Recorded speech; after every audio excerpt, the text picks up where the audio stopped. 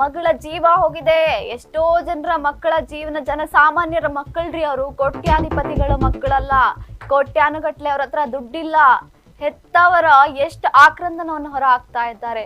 ಓರ್ವ ಯುವತಿ ಈಗ ಮೃತಪಟ್ಟಿರುವಂತಹ ಒಂದು ಆಕ್ರಂದನವನ್ನ ಹೊರ ಹಾಕ್ತಾ ಇರುವಂತಹ ಒಂದು ಅಪ್ಡೇಟ್ ದೊರೀತಾ ಇದೆ. ಹಾಗಿದ್ರೆ ಆ ಯುವತಿ ಹೆಂಗೆ ಮೃತವಾಗಿತ್ತು, ಏನಕ್ಕೆ ಬಂದಿದ್ಲು ಆ ಯುವತಿ, ನೋಡ್ತಾ ಹೋಗೋಣ.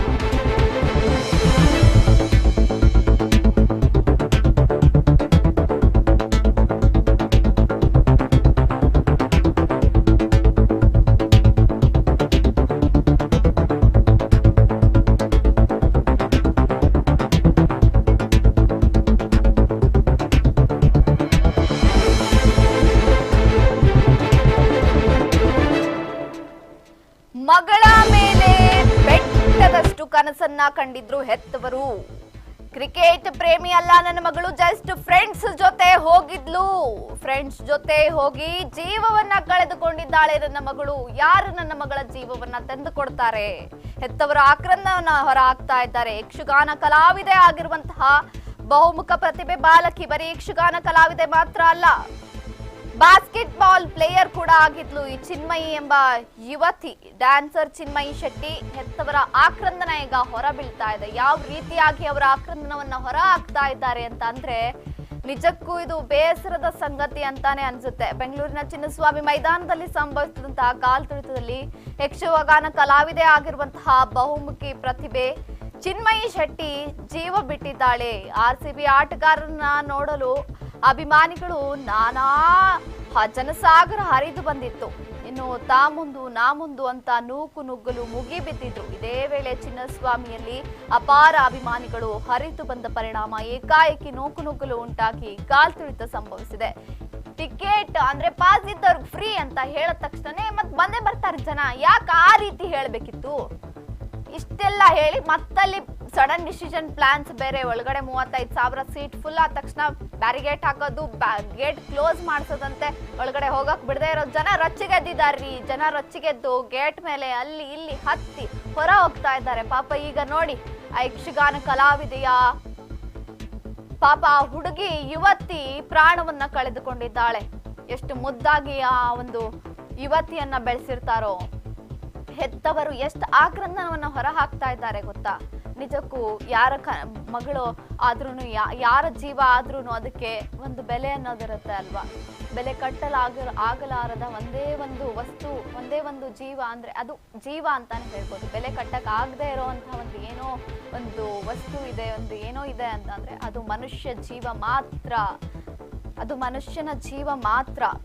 ಇನ್ನು ತಮಗಿದಂತಹ ಒಬ್ಳೇ ಮಗಳನ್ನ ಕಳೆದುಕೊಂಡಿರುವಂತಹ ಪೋಷಕರು ದುಃಖವನ್ನ ಹೊರ ಹಾಕ್ತಾ ಇದ್ದಾರೆ. ಮೃತ ಚಿನ್ಮಯಿ ಶೆಟ್ಟಿ ಉಡುಪಿ ಜಿಲ್ಲೆಯ ಹೆಬ್ರಿ ಮೂಲದ ಕರುಣಾಕರ್ ಶೆಟ್ಟಿ ಮತ್ತು ಉಪ್ಪಿನಂಗಡಿ ಪೂಜಾ ಶೆಟ್ಟಿ ಅವರ ಪುತ್ರಿ ಆಗಿದ್ಲು ಅಂತ ತಿಳಿದು ಬಂದಿದೆ.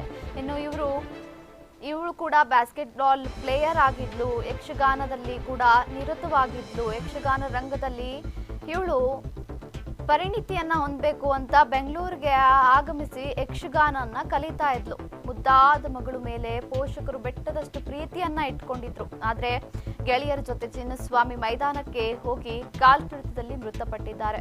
ಪಾಪ ಮೃತ ಮಗಳ ಶವದ ಮುಂದೆ ಅವರ ತಾಯಿ ತಂದೆಗಳು ಎಷ್ಟು ಅಳ್ತಾ ಇದ್ದಾರೆ ಅಂದ್ರೆ, ಎದ್ದೇಳಮ್ಮ ಚಿನ್ಮಯಿ ಅಂತ ಎದೆ ಪಡೆದುಕೊಂಡು ಬಿಕ್ಕಿ ಬಿಕ್ಕಿ ಅಳ್ತಾ ಇದ್ದಾರೆ. ಬಿಕ್ಕಿ ಬಿಕ್ಕಿ ಅಳ್ತಾ ಇದ್ದಾರೆ. ಎಷ್ಟು ಅಳ್ತಾ ಇದ್ದಾರೆ ಅಂತ ಅಂದ್ರೆ, ಅವರ ಅಮ್ಮ ಎದ್ದೇಳಮ್ಮ ಚಿನ್ಮಯಿ, ನಾನು ನಿನ್ನಮ್ಮ ಬಂದಿದ್ದೀನಿ, ಎದ್ದೇಳಮ್ಮ ಚಿನ್ಮಯಿ ಅಂತ ಹೇಳ್ತಾ ಇದ್ದಾರೆ. ಆದ್ರೆ ಎದ್ದೇಳ್ತಾ ಇಲ್ಲ ಮಗು, ಇಲ್ಲ.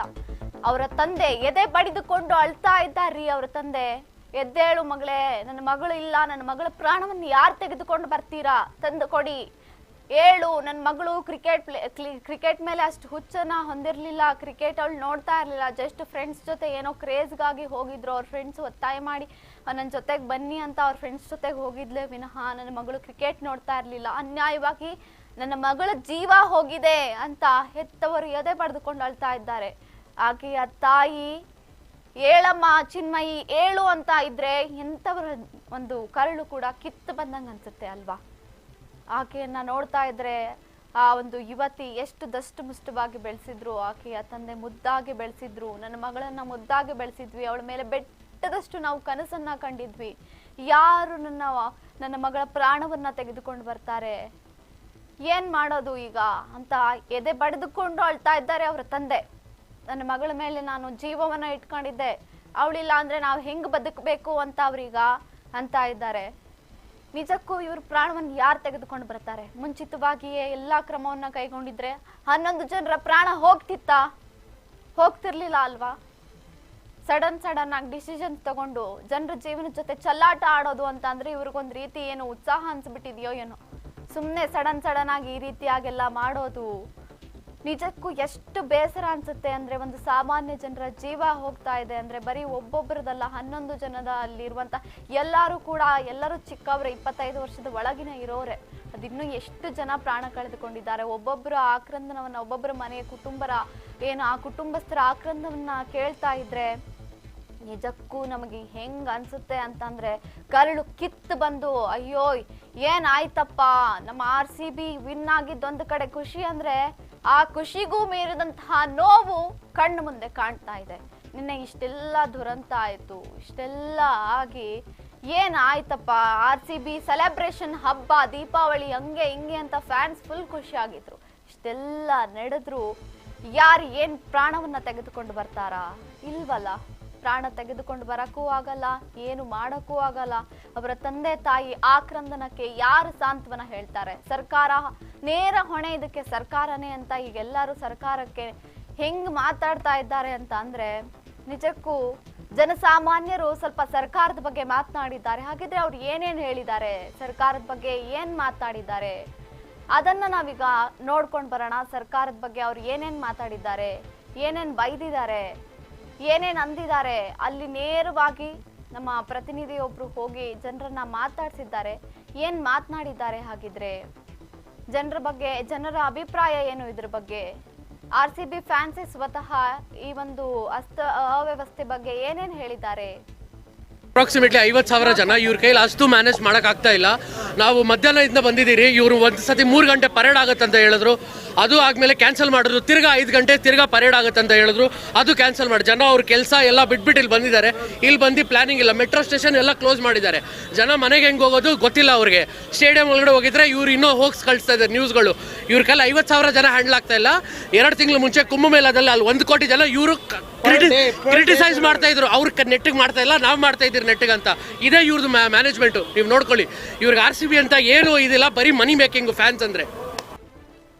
ಅಪ್ರಾಕ್ಸಿಮೇಟ್ಲಿ 50,000 ಜನ, ಇವ್ರ ಕೈಲಿ ಅಷ್ಟು ಮ್ಯಾನೇಜ್ ಮಾಡಕ್ ಆಗ್ತಾ ಇಲ್ಲ. ನಾವು ಮಧ್ಯಾಹ್ನದಿಂದ ಬಂದಿದ್ದೀರಿ, ಇವರು ಒಂದು ಸತಿ 3 ಗಂಟೆ ಪರೇಡ್ ಆಗುತ್ತಂತ ಹೇಳಿದ್ರು, ಅದು ಆದ್ಮೇಲೆ ಕ್ಯಾನ್ಸಲ್ ಮಾಡಿದ್ರು. ತಿರ್ಗಾ 5 ಗಂಟೆ ತಿರ್ಗಾ ಪರೇಡ್ ಆಗುತ್ತಂತ ಹೇಳಿದ್ರು, ಅದು ಕ್ಯಾನ್ಸಲ್ ಮಾಡಿ ಜನ ಅವ್ರ ಕೆಲಸ ಎಲ್ಲ ಬಿಟ್ಬಿಟ್ಟು ಇಲ್ಲಿ ಬಂದಿದ್ದಾರೆ. ಇಲ್ಲಿ ಬಂದು ಪ್ಲಾನಿಂಗ್ ಇಲ್ಲ, ಮೆಟ್ರೋ ಸ್ಟೇಷನ್ ಎಲ್ಲ ಕ್ಲೋಸ್ ಮಾಡಿದ್ದಾರೆ. ಜನ ಮನೆಗೆ ಹೆಂಗೆ ಹೋಗೋದು ಗೊತ್ತಿಲ್ಲ ಅವ್ರಿಗೆ. ಸ್ಟೇಡಿಯಂ ಒಳಗಡೆ ಹೋಗಿದ್ರೆ ಇವ್ರು ಇನ್ನೂ ಹೋಗ್ಸ್ ಕಳಿಸ್ತಾ ಇದ್ದಾರೆ ನ್ಯೂಸ್ಗಳು. ಇವ್ರ ಕೈಲಿ 50,000 ಜನ ಹ್ಯಾಂಡಲ್ ಆಗ್ತಾ ಇಲ್ಲ. 2 ತಿಂಗಳು ಮುಂಚೆ ಕುಂಭಮೇಳದಲ್ಲಿ ಅಲ್ಲಿ 1 ಕೋಟಿ ಜನ ಇವರು ಕ್ರಿಟಿಸೈಸ್ ಮಾಡ್ತಾ ಇದ್ರು, ಅವ್ರ ನೆಟ್ಟಿಗೆ ಮಾಡ್ತಾ ಇಲ್ಲ, ನಾವು ಮಾಡ್ತಾ ಇದ್ದೀರಿ ನೆಟ್ಟಿಗೆ ಅಂತ. ಇದೇ ಇವ್ರದ್ದು ಮ್ಯಾನೇಜ್ಮೆಂಟು. ನೀವು ನೋಡ್ಕೊಳ್ಳಿ, ಇವ್ರಿಗೆ RCB ಅಂತ ಏನು ಇದಿಲ್ಲ, ಬರೀ ಮನಿ ಮೇಕಿಂಗ್ ಫ್ಯಾನ್.